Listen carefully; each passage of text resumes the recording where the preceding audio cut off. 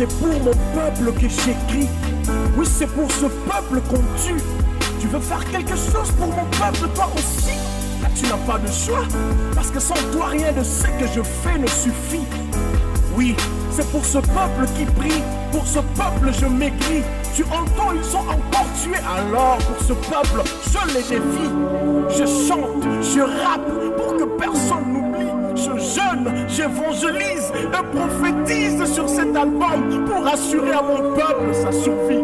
Bienvenue dans Ingeta, le peuple d'abord. Le peuple, le peuple. Bonjour chers téléspectateurs, vous me suivez sur la chaîne de CGB 24 TV Universel. Encore une fois de plus, nous sommes devant vous, devant vos écrans pour vous présenter cette émission spéciale de la Pareco, l'édition politique. Et nous avons aujourd'hui plusieurs invités. Nous allons leur demander de se présenter et vous allez donc suivre la suite de notre émission.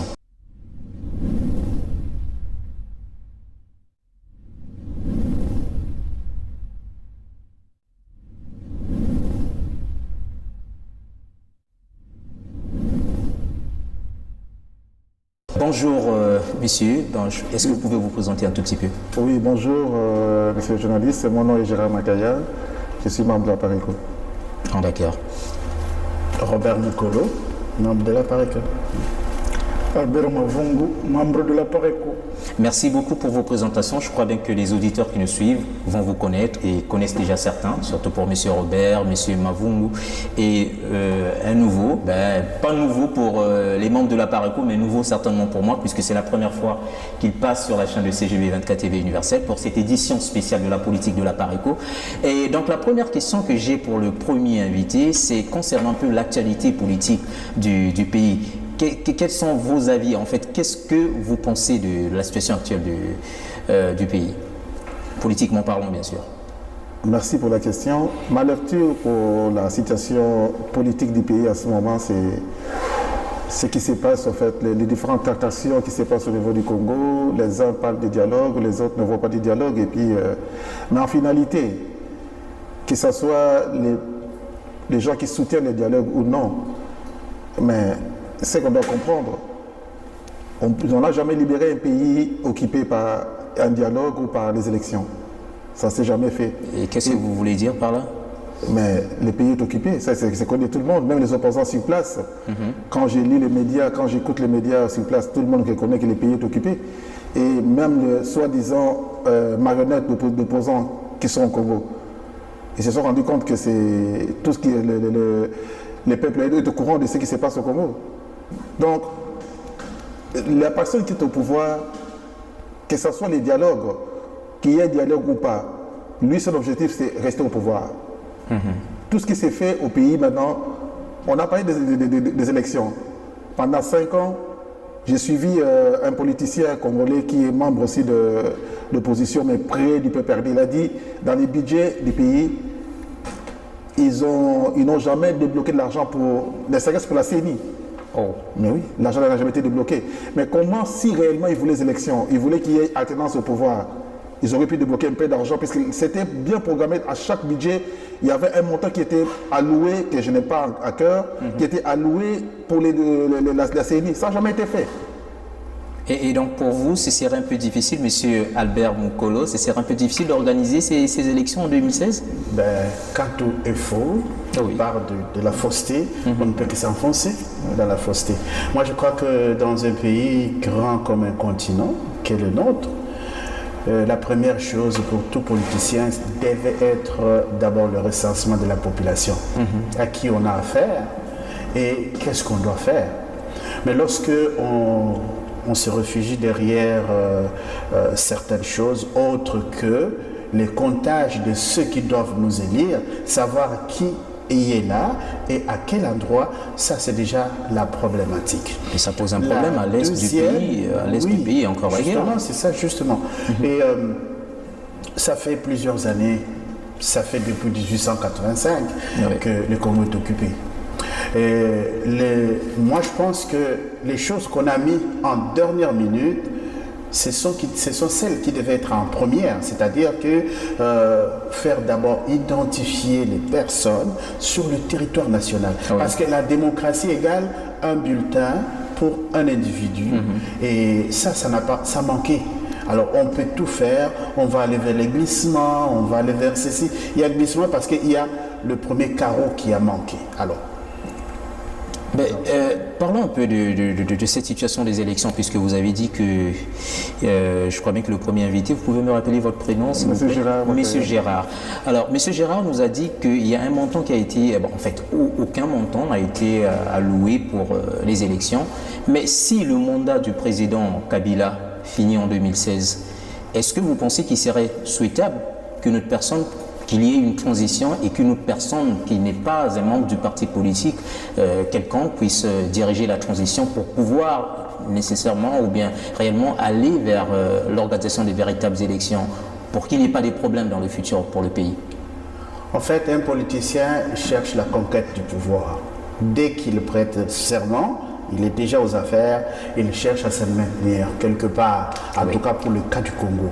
Parce que ce n'est pas une bonne façon d'aller aux élections. Oui, tout le monde est allé aux élections en 2006, c'était très apprécié, mais la deuxième élection, vous savez comment elle a été une débâcle pour tout le monde.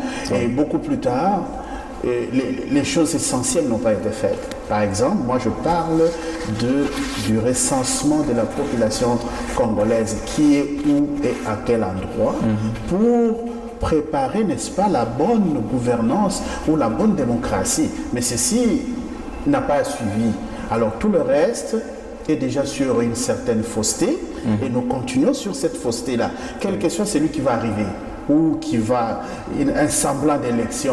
Moi je dis, le pays est encore occupé par des gens qui sont très malins, alors il faut les bouter dehors pour essayer d'organiser différemment les choses.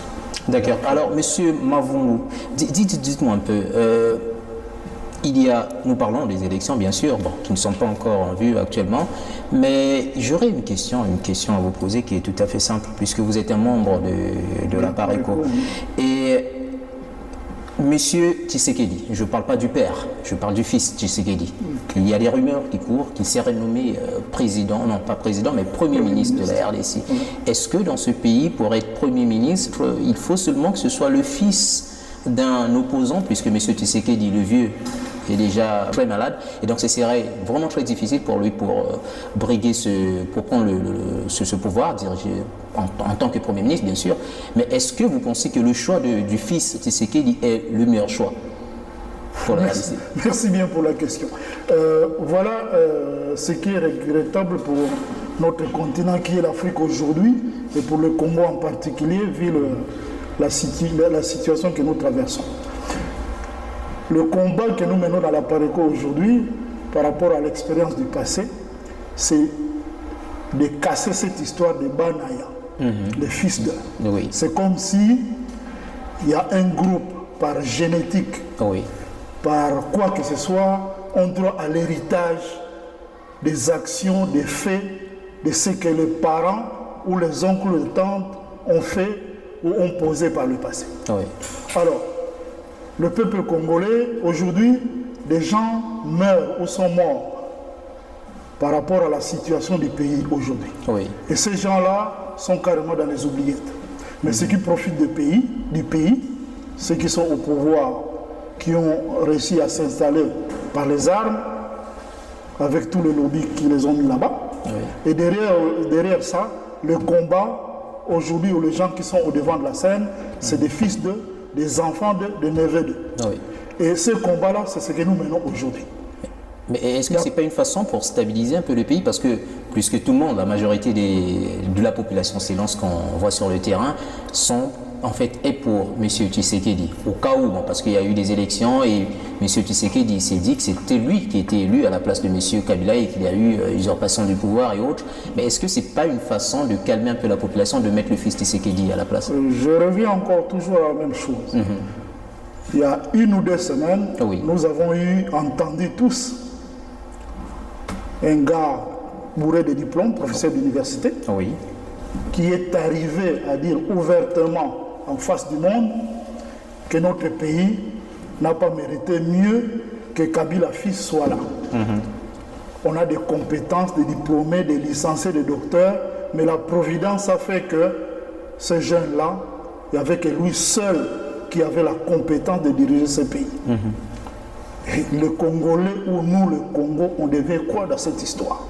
Et aujourd'hui, maintenant, on nous dit, pendant que le dialogue est en cours avec toute la machine qui est en train de s'emballer dans cette cacophonie générale, on nous met encore en face Tshisekedi. Il est fatigué, tout le monde le sait, mais on n'arrive pas à nous parler de son bilan de santé. Et maintenant, aujourd'hui, on nous met sur la scène que c'est son fils qui doit devenir Premier ministre. C'est-à-dire, Kabila, fils président, fils Tshisekedi, Premier ministre. Et le reste, on le met où? Le Congo appartient au fils d'eux ou aux Congolais.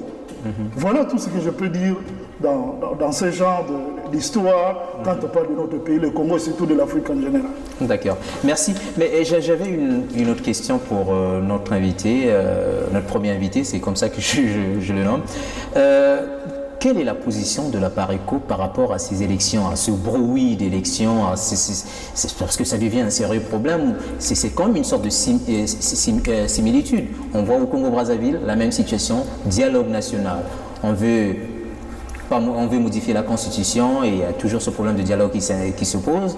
Au Congo-Kinshasa, le même problème. Et qu'est-ce qui passe un peu dans les têtes de ces deux présidents et quelle est la position?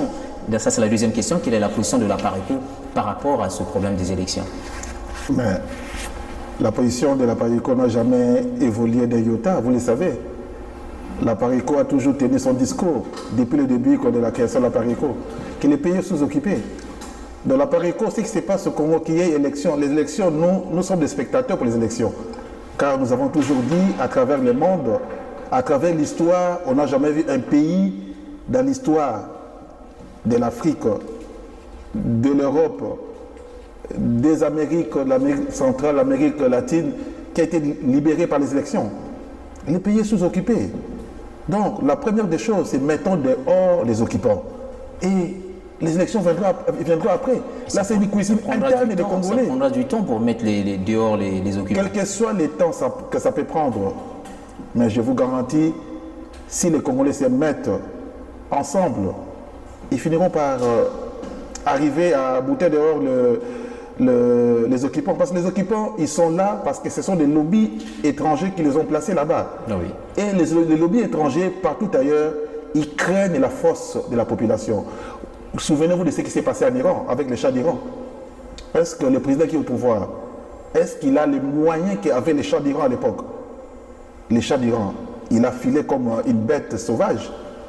Et son histoire, on n'en parle plus. Lui qui avait le pouvoir, lui qui avait tout ce qu'il avait, mais voilà comment il a fini son pouvoir. Pourquoi? Parce que le peuple s'est levé. Les Iraniens se sont levés, puis voilà, ils ont bouté dehors. Le Shah d'Iran, Ayatollah Khomeini est arrivé, il a pris le pouvoir. Lui, il était dans l'opposition, il était en dehors. C'était un résistant aussi, il fait un résistant à Ayatollah Khomeini. Bien que l'Iran, le Shah d'Iran était iranien, mais il était dans la résistance, il n'était pas d'accord avec la position, la manière dont le Shah d'Iran gérait les pays. Et voilà, les peuples s'est soulevé. C'est ça que nous demandons au peuple, que les peuples prennent conscience de la situation qui prévaut au Congo. Si les peuples continuent à se leurrer, à regarder, à applaudir ceux qui sont au pouvoir, ça sera un peu difficile que le Congo soit libéré. J'ai comme l'impression que la PARECO attend toujours quelque chose de la part du peuple. C'est-à-dire qu'on attend toujours que le peuple se soulève pour bouter dehors tous les étrangers. Mais est-ce que vous attendez, est-ce que le peuple est prêt à se sacrifier pour cette situation-là? Parce que le peuple congolais n'est pas le peuple d'Iran, le peuple congolais n'est pas le peuple de l'Amérique, je ne sais pas, de l'Afrique du Nord ou bien des pays arabes. Nous avons cette mentalité de dire « Ah, le seul parent que j'ai qui est dans l'administration, c'est lui, Imtazo Kamba famille, Somtazo Sunga famille, mais si lui, il va devant manifester dehors et qu'on le tue, qui va nous protéger, qui va nous payer, je ne sais pas, les Minerval et autres. Donc, tout le monde a peur, tout le monde ne veut pas aller de l'avant. Alors, est-ce que vous, en tant que parti politique, vous continuerez toujours à faire espoir au niveau du peuple ou bien vous avez encore d'autres méthodes ou bien d'autres solutions par rapport à cette situation-là? Nous ne sommes pas d'abord un parti politique, ça vous le savez. La PARECO, c'est pas un parti politique. C'est une organisation de résistance contre le pouvoir d'occupation.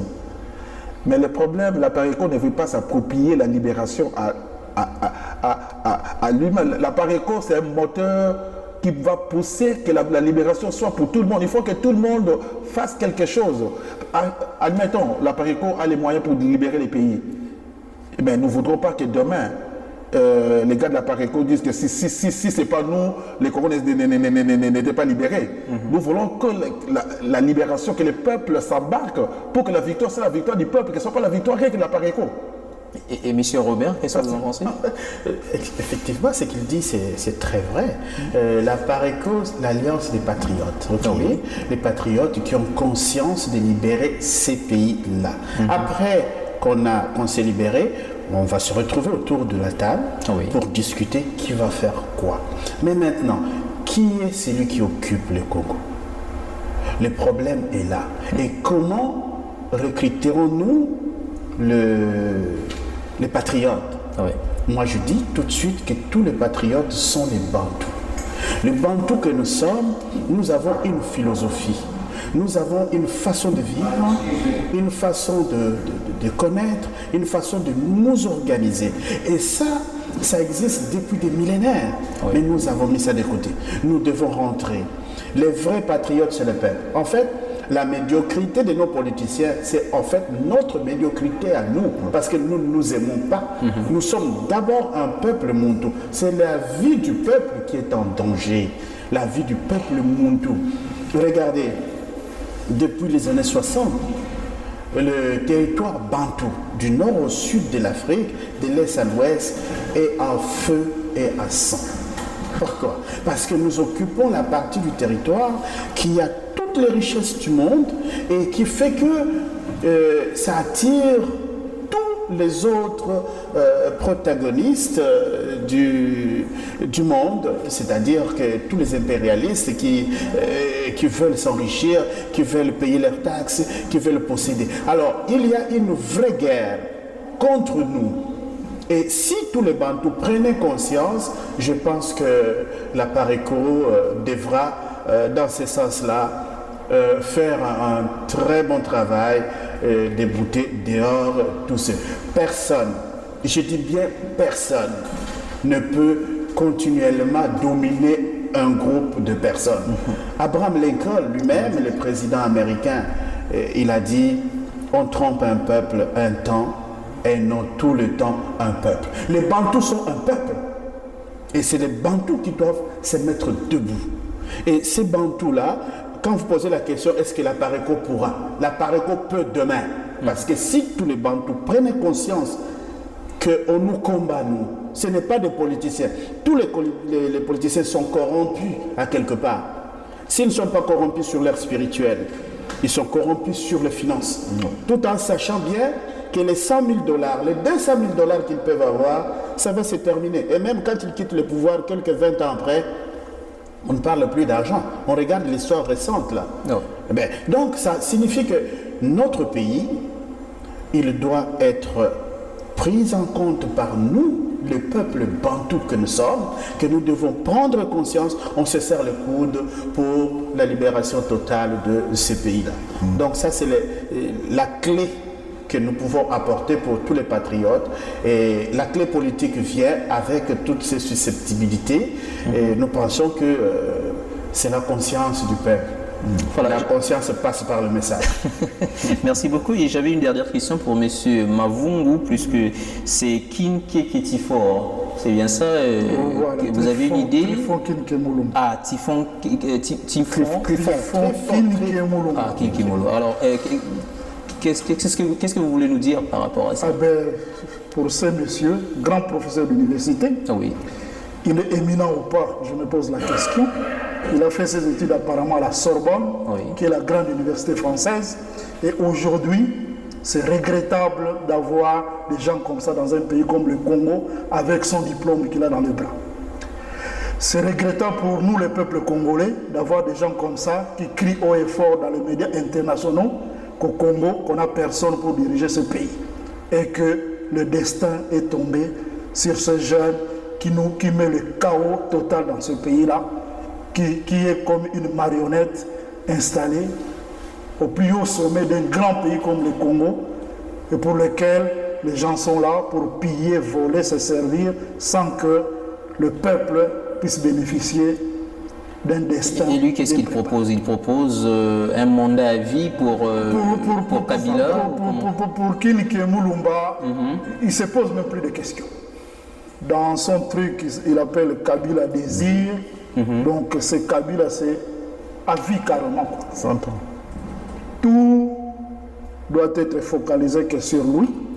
Le reste du peuple congolais, ou des génies, ou des politiciens, ou des gens qui se battent pour le destin de ce pays, ne sont que rien pour ce pays-là. Donc pour lui, sans Kabila, le pays n'a aucun avenir. D'accord. Ah, monsieur, je pense que c'est rigolant d'entendre des choses comme ça, des propos comme ça. Oui. D'abord, l'histoire du Congo nous démontre très bien qu'aucun président ne s'est fait préparer réellement. Tous les présidents viennent dans la scène politique par autre chose et ils arrivent là. Prenons les cas du premier président, Kasavubu. Oui. Il était dirigeant de la Bako. Il est arrivé là-bas par concours de circonstances. Il y a des problèmes spirituels et autres. Oui. Le président Mobutu, pendant ce temps, il était à Kananga, où est-ce qu'il était dans l'armée et tout ça. Et il a dit lui-même comment il est arrivé. On n'attendait pas. On n'attendait même pas le premier ministre Lumumba prononcer les discours qu'il a prononcés et qui a fait sa mort. Et sa mort, c'est la mort de tous les Bantous depuis ces temps-là. On n'a pas attendu le président Kabila père, on n'a pas attendu, personne ne l'attendait. Il est arrivé. À la fin, on n'a pas attendu non plus le Kabila actuel qui est là. Oui. Nos yeux étaient tous à la conférence nationale, on attendait, mais ce qu'il faut dire, il y a des choses que seul le peuple Muntu peut connaître, comprendre comment les choses évoluent dans ces pays-là. Et la situation politique actuelle, bien que les gens soient manipulés de l'extérieur, bien qu'ils appartiennent à des obédiences qu'on ne citerait pas ici, et que ces gens-là, ils ont le pouvoir entre les mains. Mais il y a aussi, dans le feuilleton spirituel et social du Congo, il y a des gens qui ont parlé, qui ont prescrit comment les choses vont se faire. Mais le plus important, que le peuple bantou prenne conscience et dise non. Les jours que tout le bantou, celui qui se dit montou, lorsqu'il va dire non, nous allons changer ces pays-là. Et nous ne sommes pas très loin, très loin. Et nous allons les changer, quelles que soient les armes fourbies contre le Congo. Mais le jour que le peuple dira non, eh bien ça sera non. Mais ce n'est pas arrivé, nous y allons, les discours sont là et nous pensons qu'on n'est pas très loin. D'accord. Alors quel est votre dernier mot par rapport à tout ce que nous avons discuté aujourd'hui? Moi je dirais au peuple congolais que la libération n'a pas une date. Mais que tout le monde prenne conscience et s'embarque dans les mouvements et puis les choses vont aller plus vite que possible. Les enfants d'Israël, les jours qu'ils ont quitté la servitude dans l'Égypte, ils ne savaient pas que ce jour-là, ils quitteraient l'Égypte. Pharaon, qui était un puissant roi, ne savait pas que ce jour-là, c'était la fin de l'esclavage. Ils sont finis. Lui-même a donné le feu vert. Il a dit, allez-y, mais restez dans les parages. Oui. Les enfants d'Égypte, les Israéliens n'ont pas quitté de l'Égypte de force. C'est Pharaon qui leur a demandé de partir. Un jour, ça va arriver pour notre pays. D'accord. Monsieur Robert. La médiocrité de nos politiciens, c'est la médiocrité de nous Bantous. Les Bantous, nous devons prendre conscience, aimer notre pays comme on nous a dit de le haïr, mais aimons ce pays-là. Nous n'avons pas autre chose que ce pays-là. Nous ne l'avons pas choisi. Nous sommes là et nous devons défendre ce pays et nous mettre debout. Exploitons nos différences. Nous sommes de Bantous, nous sommes différents de tous, exploitons cette différence. Et la libération peut venir demain, dans 10 minutes, dans 20 minutes, dans 1 heure. Mais elle est là, certain que la libération est là.